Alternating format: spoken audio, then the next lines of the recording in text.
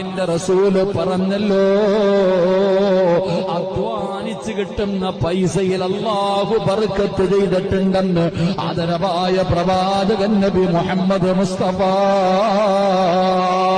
കൂലിപ്പണി ചെയ്തിട്ടാണെങ്കിലും രാവിലെ മുതൽ ഉച്ചവരെ കിടന്ന് നട്ടുച്ചവരെ കിടന്ന് കൈ പൊട്ടുന്ന രീതിയിൽ തൂമ്പ് കൊണ്ട് കിളച്ചിട്ടാണെങ്കിലും കിട്ടുന്നത് 500 അതിന് 5000-നെക്കാളും വിലയുണ്ട് മനുഷ്യ.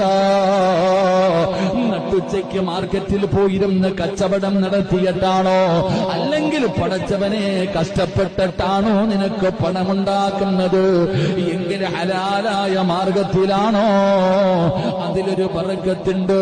അല്ലാതെ പറ്റിച്ചും പിടിച്ചു പറിച്ചും വളഞ്ഞ വഴിയിലൂടെ ആരൊക്കെ സമ്പാദിച്ചാലും എത്ര കോടികൾ സമ്പാദിച്ചാലും പ്രയോജനമില്ല മനുഷ്യ.